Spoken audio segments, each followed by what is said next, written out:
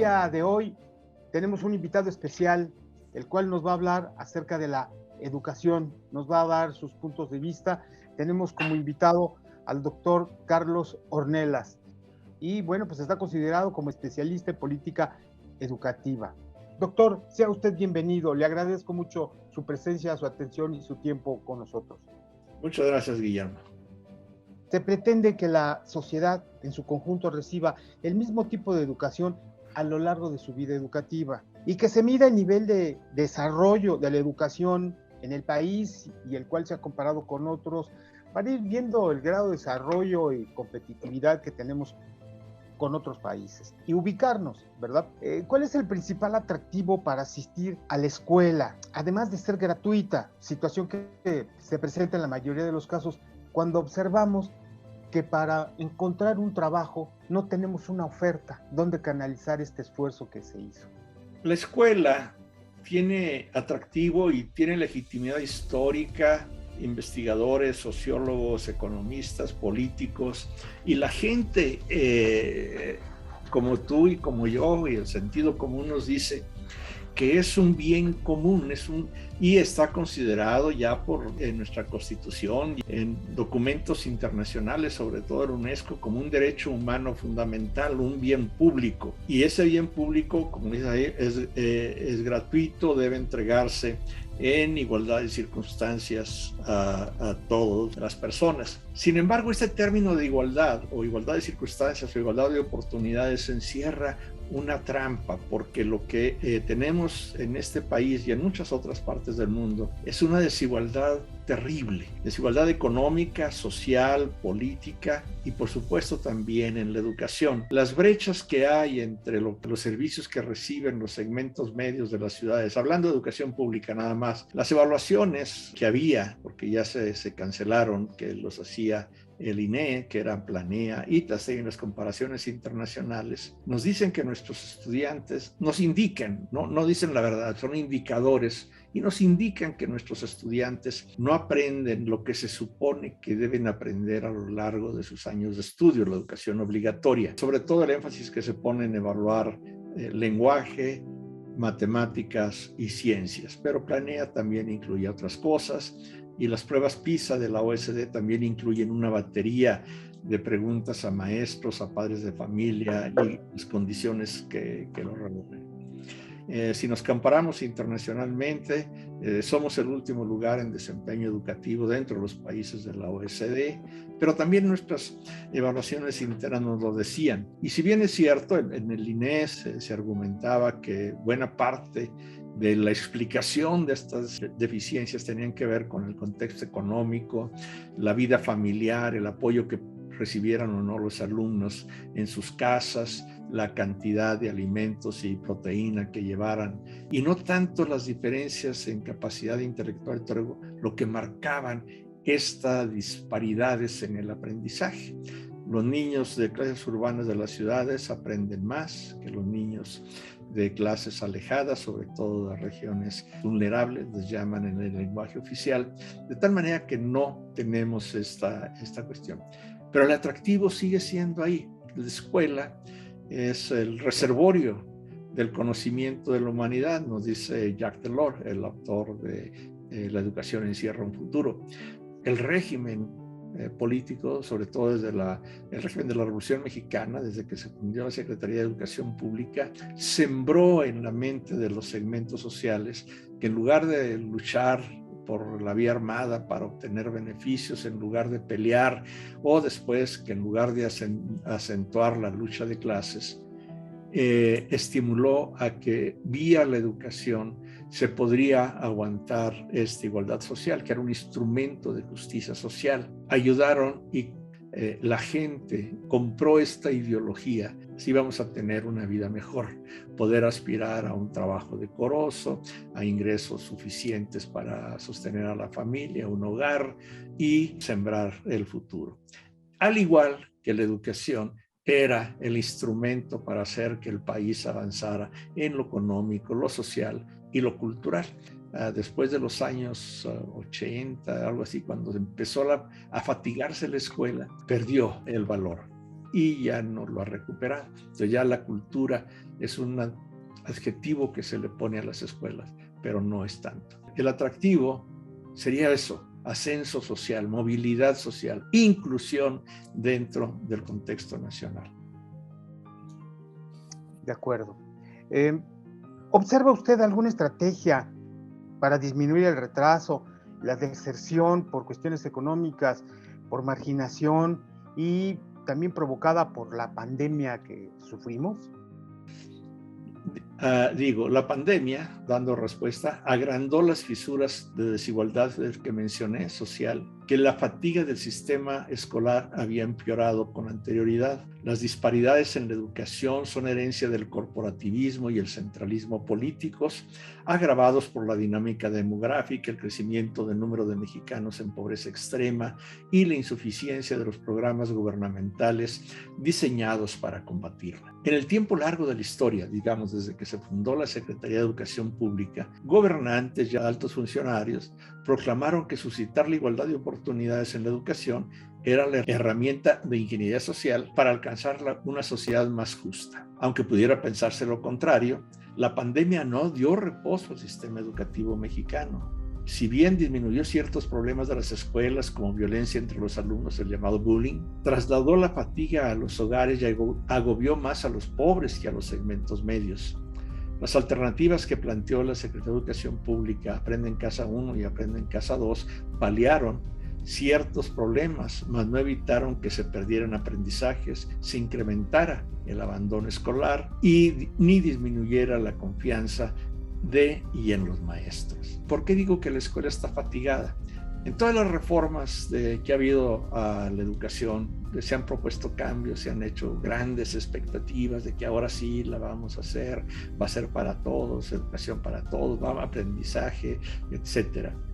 Sin embargo, en lugar de descargar al sistema educativo de lo que no funciona y meter cosas nuevas, lo estamos cargando más. Por ejemplo, Emilio Tenti nos dice que la escuela, fíjate nada más, además de enseñar a leer y escribir, debe formar ciudadanos, desarrollar competencias productivas, producir la integración social, formar en valores, cuidar el medio ambiente, desarrollar la sensibilidad estética. Por supuesto, no debe dejar de enseñar geografía, historia, matemáticas, informática, química, biología, historia universal y local para fortalecer la identidad nacional y otras disciplinas clásicas. La perspectiva en tiempos recientes también debe enseñar, introducir la perspectiva de género, educación sexual integral, prevención de enfermedades, educación vial, respeto a la diversidad, emprendedurismo, alfabetización digital y muchos otros contenidos culturales relacionados con la religión y las identidades étnicas. Y concluye: la proliferación de sentidos, fines, objetivos y expectativas se traduce en un abultamiento del programa escolar con varias consecuencias o efectos perversos. Esto ya lo agrego yo. Los docentes no se dan abasto para dar espacio a pláticas y talleres que buscan atender problemas de adicciones, violencia, narcotráfico, abuso sexual, embarazo adolescente, suicidio, conductas antisociales y discriminación por género. ¿Qué sistema tenemos? ¿Qué maestros pueden desplegar habilidades, destrezas, capacidades para enseñar todo lo que se supone que deben enseñar? La nueva fracción del artículo 3, que enlista lo que se debe enseñar, incluye todo lo que dije, más educación sexual y cuidado del medio ambiente. Observamos que la pandemia desnudó muchas realidades, una de ellas la educativa, y mostró el enorme rezago que tenemos en esta área. ¿Usted considera que se ha resuelto en algo esta realidad?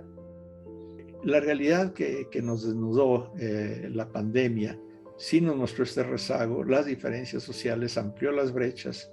El gobierno, la Secretaría de Educación Pública, en lugar de hacer planteamientos para analizar cuál es el rezago educativo, sí ya por fin empiezan a dar cifras de estudiantes que abandonaron o que ya no regresaron, y hay algunos estudios que no son de la SEP que nos dicen que lo hicieron algunos porque perdieron a sus padres, sus familias quedaron aislados, otros porque la escuela no les satisface, pero no sabemos qué tanto ni cuáles son las razones precisas precisas cómo se puede hacer, ni mucho menos qué acciones emprende la Secretaría o las Secretarías de Educación de los estados para tratar de recuperar a estos niños que abandonaron, cuáles son las condiciones que pudiera haber. Al contrario, está atacando a las escuelas de tiempo completo, ya las desapareció, les quita recursos a las instancias infantiles, que era también una red de protección social para madres solteras, trabajadoras que tenían que hacerlo. Entonces, esto es lo que tenemos.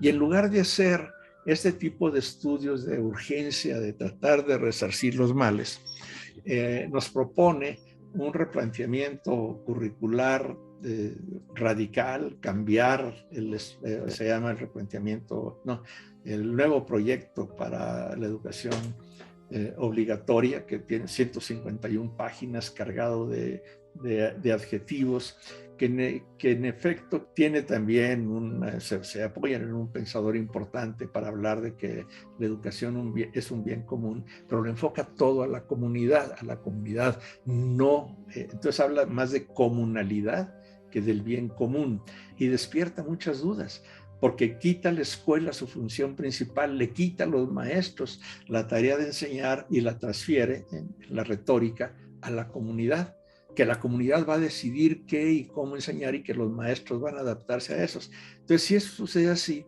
¿qué se les enseñaría? ¿Qué dirían estas comunidades donde gobierna la delincuencia organizada? O en las clases medias urbanas, que sí tienen intereses claros en que sus hijos aprendan y que quieran que las cuestiones digitales, o sea, alfabetización digital, que entren que haya innovaciones, que se puedan, porque ellos sí tienen interés en que se estudien, que tengan buenas calificaciones, aprendan cosas para desempeñar un buen trabajo que les dé un método de vida decente. Doctor, mencionó algo muy importante, un golpe muy fuerte que resintió pues todo el país, el hecho de haber quitado las escuelas de tiempo completo, como lo mencionaba usted antes.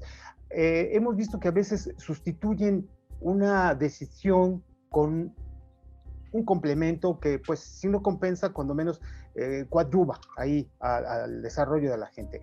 El hecho de haber quitado la escuela de tiempo completo, ¿se compensó con algo, doctor? La retórica, que no discurso, la retórica del gobierno es que las escuelas de tiempo completo no desaparecen, sino que va a crecer en número, que van a estar dentro del programa La Escuela es Nuestra y que ya no le llaman escuela de tiempo completo, sino de horario ampliado. La cosa es que no hay recursos. Para este año, en lugar, le quitaron los 5,000 millones de pesos, pocos 5,000 millones de pesos que tenían, y dice, para el presupuesto del año que entra, vamos a buscar que haya estos recursos para que se pueda hacer. El programa La Escuela es Nuestra, que es el instrumento de distribución de fondos del gobierno, que va directamente a las sociedades de padres de familia para el mantenimiento, regeneración de las escuelas, agua y todo lo demás, tiene reglas de operación muy frágiles que no se cumplen los métodos, no se sabe realmente cómo se gastan estos recursos. Después de la pandemia, se tenía que levantar un censo de los daños a las escuelas. Hubo vandalismo. En muchas escuelas urbanas se robaron todo, baños, cristales, escritorio, mobiliario, no se diga. Pero la pregunta es si se hace algo al respecto que funcionen. Pues sí, pero muy poco para que funcionen, que se haya baños, materiales, muy poco y sin reglas de operación, muy pocos recursos y sin reglas de operación claras. Doctor, por lo que acaba usted de comentar, se ve que la implementación del gobierno corporativo urgiría en este sector, ¿verdad? En el sector educativo, para transparentar, organizar y tratar de eficientar la operación que lleva a cabo el sistema educativo, ¿verdad?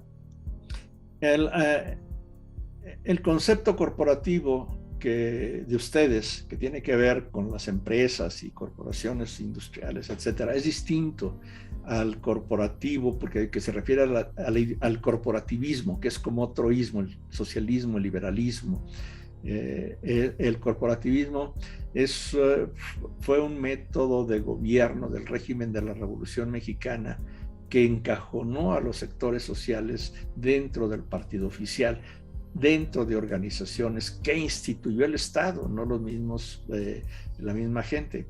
Los obreros en la CTM, los campesinos en la CNC, los obreros, los banqueros en su asociación, los comerciantes en la Concamín, etcétera, y los maestros en el Sindicato Nacional de Trabajadores de la Educación, los petroleros, todos los trabajadores al servicio del Estado en estas estructuras corporativas, controlados por el gobierno, por los líderes sindicales a cambio de canonjías que les daba el gobierno. Entonces, esa es la distinción. Pero lo que sí estoy de acuerdo es que debe haber transparencia, rendición de cuentas en el uso de los presupuestos públicos, en educación y en todo. Y este método de la escuela es nuestro, es opaco. Se presta mucho a corrupción. No quiere decir que la haya, pero si no hay transparencia, si no se sabe cómo se ve el dinero, pues uno puede imaginarse lo peor, otros pueden imaginar lo mejor, depende del lado de donde esté uno. Cabe la duda razonable, ¿verdad, doctor? Doctor, nosotros vimos que en la pandemia los maestros, padres de familia y mucha gente cercana hicieron un esfuerzo titánico en esta pandemia y post pandemia. ¿Usted sabe si se les reconoció en algo? Discursivamente sí, tanto en la Secretaría de Educación Pública. Esteban Moctezuma sí les mandaba muchos mensajes de aliento, qué bueno, padres de familia. Tenía un programa en YouTube que exponía algunas de sus razones. Dice, la señora Josefina de tal parte escribió, pregunta que qué puede hacer porque no tiene 5 hijos en edad escolar en su casa de primaria y secundaria y no tiene más que una computadora. ¿Cómo puede compartir? ¿Qué consejo? Entonces ya él decía, bueno, pues entonces vamos a hacer lo posible por distribuir más vía las escuelas a que haya tabletas, obsequiar o utilizar no solamente el internet, sino también la televisión abierta. O sea, daba respuesta y se ganaba. Decía cosas así, pero trataba de aliviar el asunto con retórica y a veces tal vez con medios también.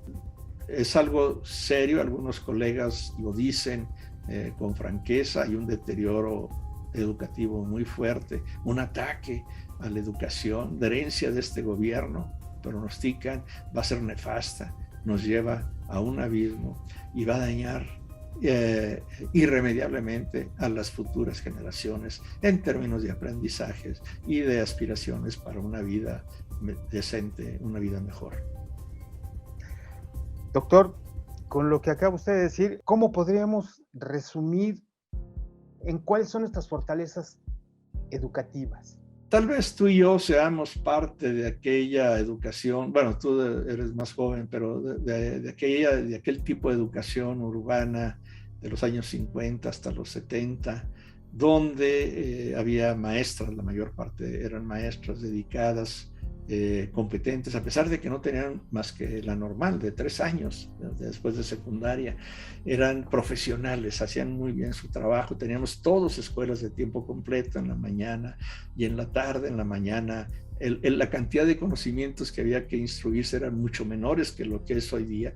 Ahora hay que enseñar educación vial porque está creciendo mucho el tráfico y hay que proteger la vida. Y ahora hay que hacer, y poco a poco se fue cargando más y más y más.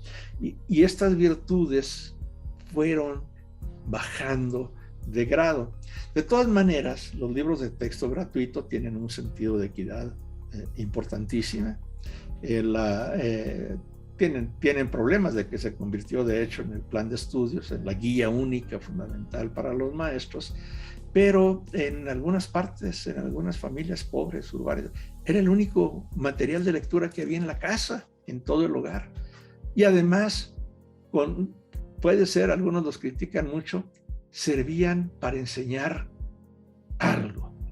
Sin los libros de texto gratuito, millones de niños que hoy son adultos no hubieran aprendido a sumar, a restar, a dividir, a hacer las cuestiones financieras básicas que se hacen en el tianguis, en el súper, en donde vaya, en este tipo, comprar una casa, pagar abonos, etcétera. Entonces todo eso se fue diluyendo y cada vez es menos eficaz.